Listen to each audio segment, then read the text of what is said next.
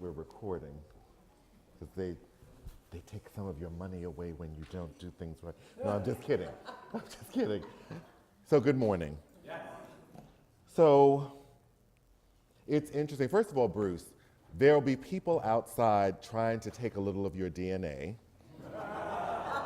because I know I want some on reserve if that's what 70 looks like. I'm just saying. But these are, very interesting times. Sometimes during this particular moment in history, we hear people referring to these times as dark and sad and troubling and even frightening.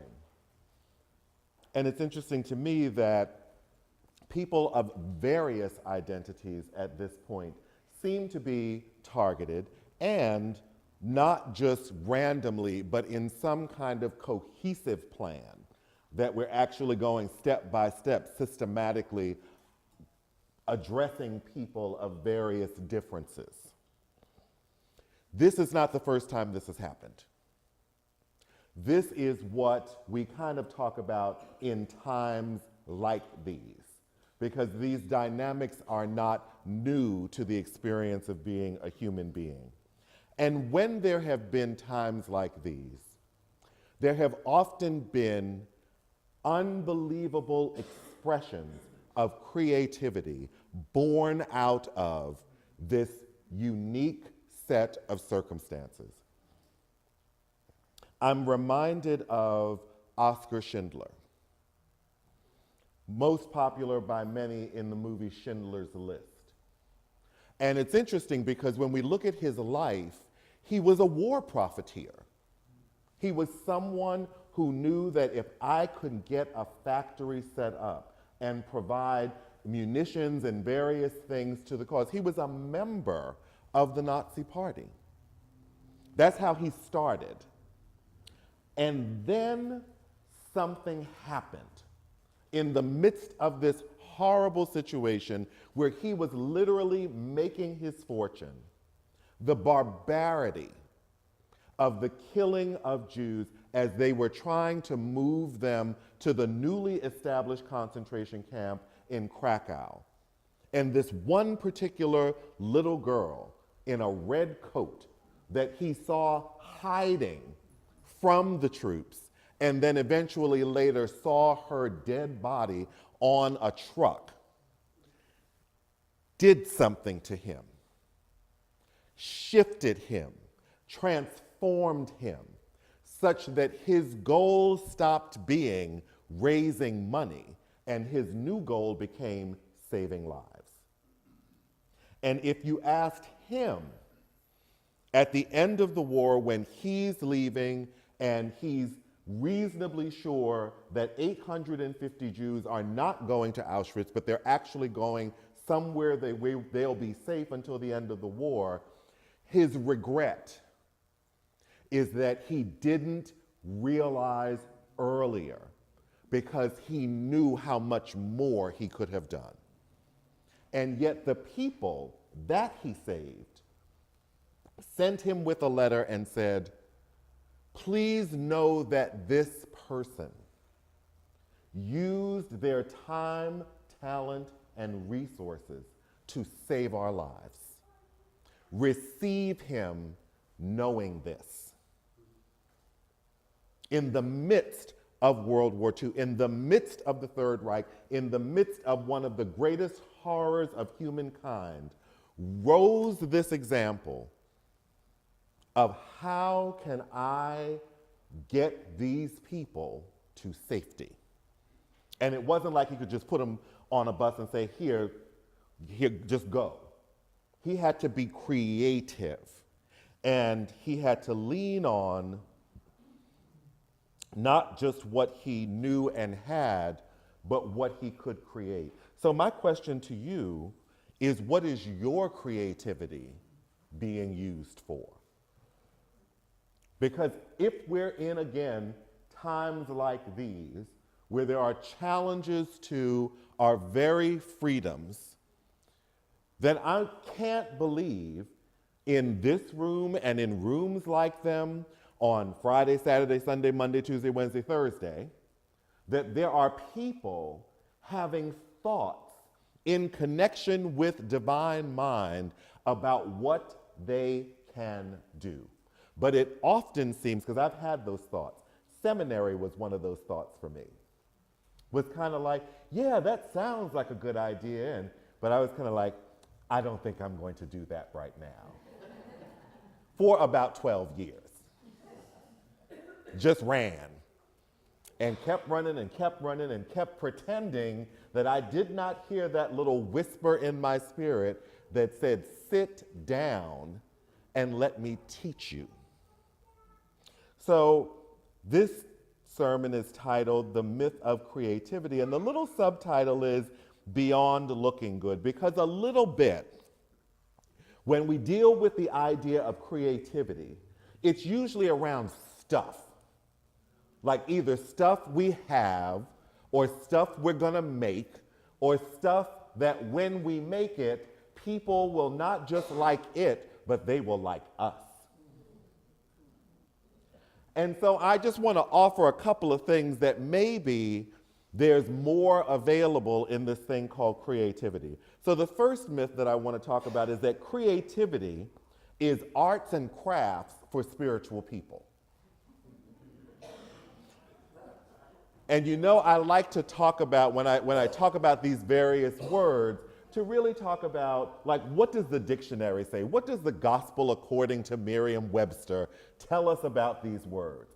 So creativity is defined as just the quality of being creative, or the ability to create. And that's interesting and useful, but there's a little bit more if we look into the roots of the words. So the word create, to bring into existence, to make or bring into existence something new. So the opportunity in creativity is not just to recreate what somebody else has done, but to literally create something and bring something into existence that has never been before. And that applies to the condition of the world. Creative is defined as marked by the ability or power to create.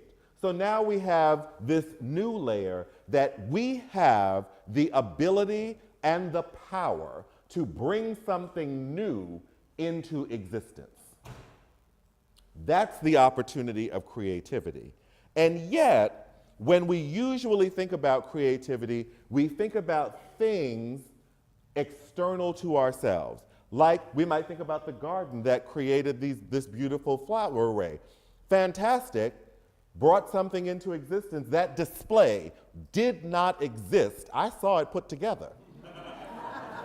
I saw Nick walking around the garden pulling flowers, and something created that in partnership with Nick, not just Nick.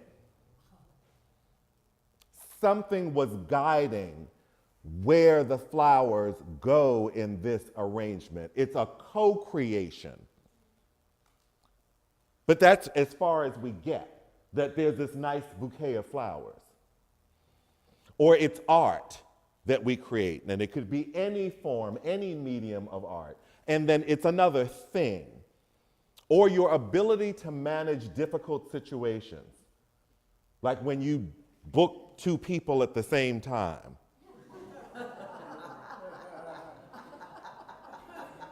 And how creatively you can get out of that sticky wicket while still having each person think that they are the most important thing to you. That's creativity, yes. And then we hold this thing up and offer it for inspection to the masses, like, look at what I created. And then there's only one appropriate response, which is, it's amazing. Oh my God, it's so magnificent. I've never seen anything like that before in my life. And then if you don't get that, then you somehow feel like either there's something wrong with you or more likely something wrong with them. that they haven't fallen to their knees in the presence of your great creation. But in the spiritual world, we have some other examples of creativity. One of them goes something like this. In the beginning, God created the heavens and the earth. The earth was without form and void, and darkness was over the face of the deep. And the Spirit of God was hovering over the face of the waters. And God said, "Let there be light." And there was light. And God saw the light was good, and God separated the light from the darkness. He called, and the darkness he called night, and there was evening, and there was morning the first day. What you got like that?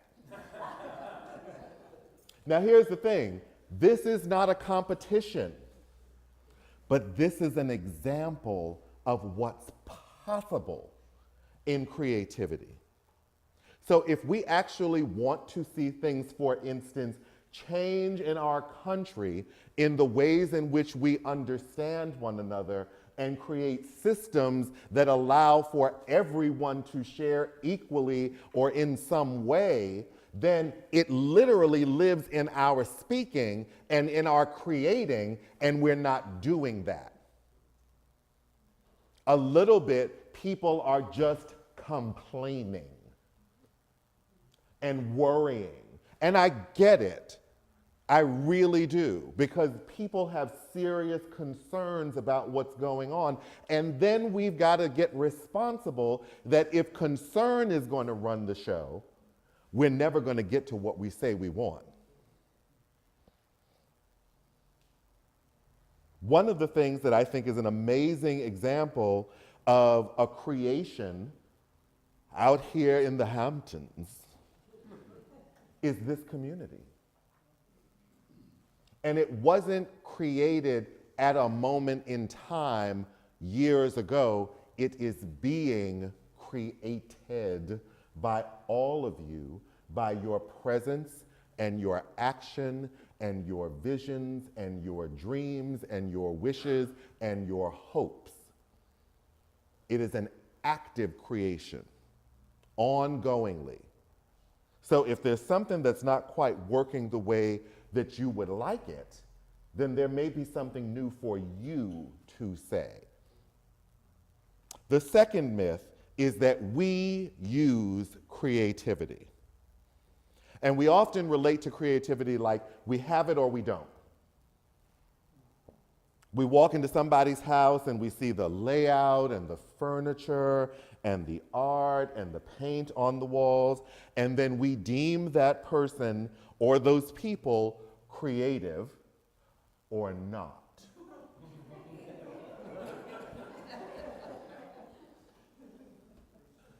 And what if, though, rather than us using creativity, that creativity actually uses us? And just think about then, what if that we are the vessels that with Spirit we co-create to manifest a shared division, or a shared vision of the divine and ourselves? What if that were the case? What if that's really what was available? Because then it might not be as frightening or off-putting when that thought comes into your spirit to create something. That maybe nothing wouldn't be as challenging if you knew that you were co-creating with the divine and nothing is the best place to create from.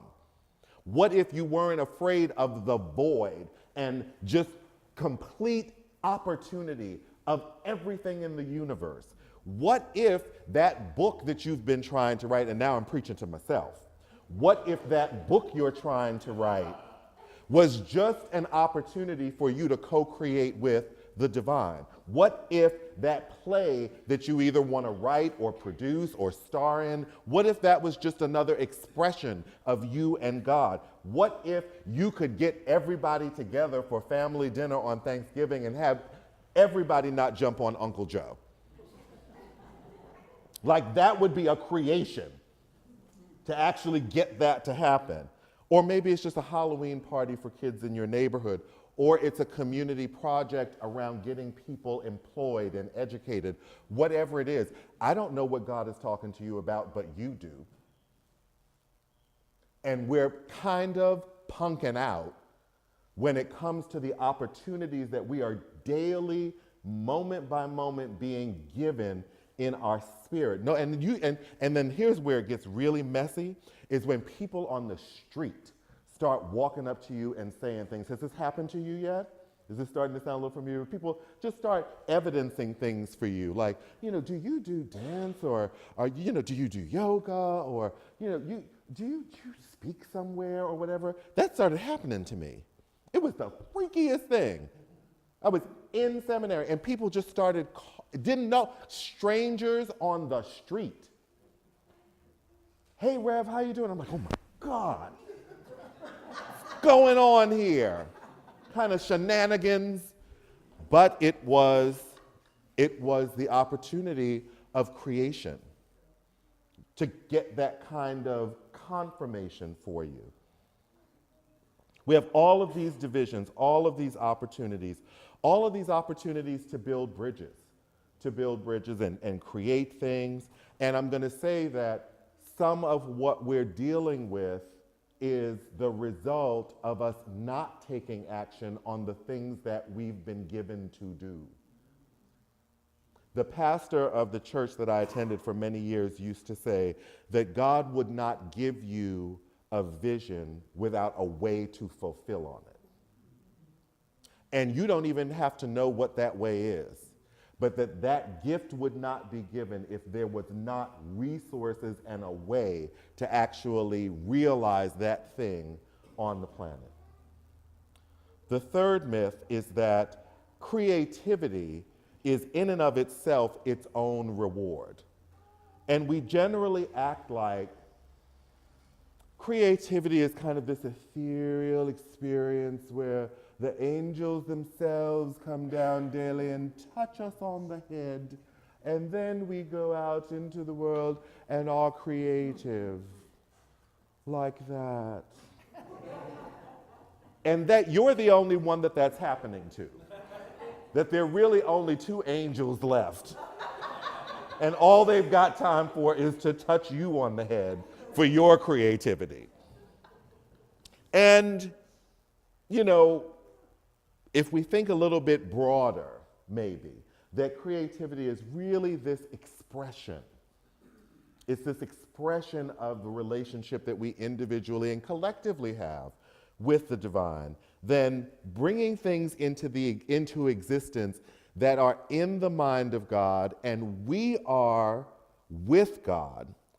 And so whatever is in the mind of God is in our mind as well. That there is no separation, like the song says, between me and my God.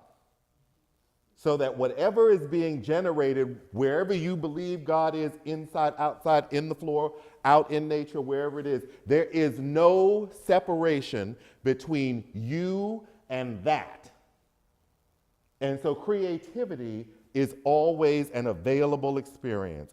I want to share with you as I close some thoughts from The Four Agreements, which is one of my favorite books, on the idea of heaven and earth and creativity and creation.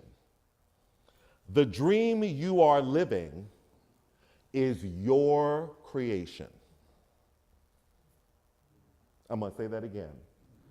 The dream you are living is your creation.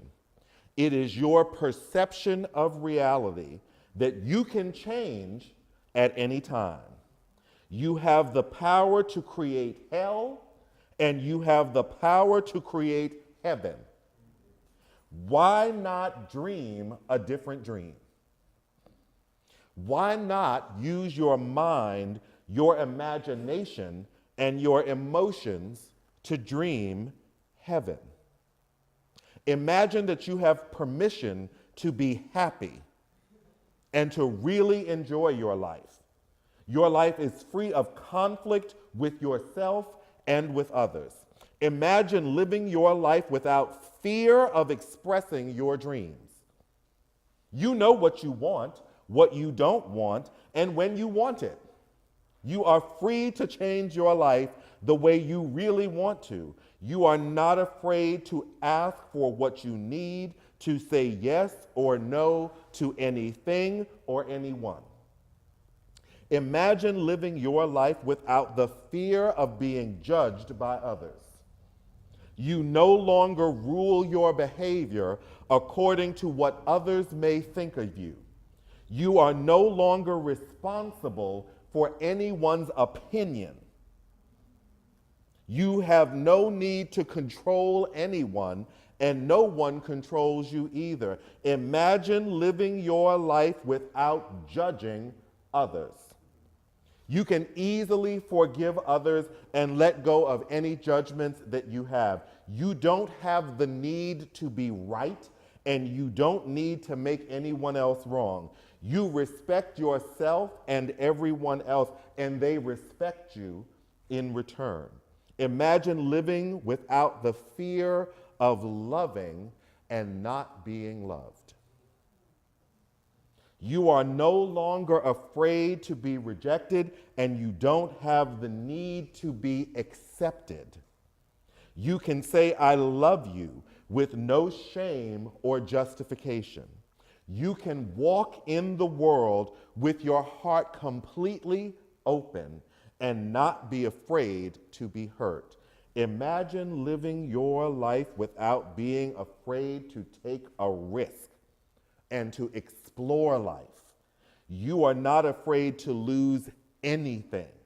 You are not afraid to be alive in the world, and you are not afraid to die.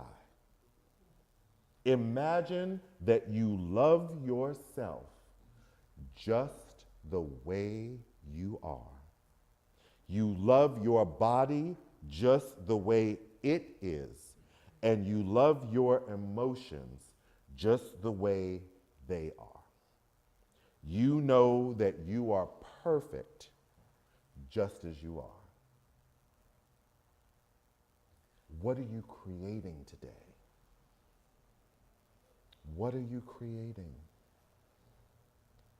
It's all in your heart and in your mind and in your hands. You have the ability and the power to bring into existence something new. Whatever you want, get to work. Thank you.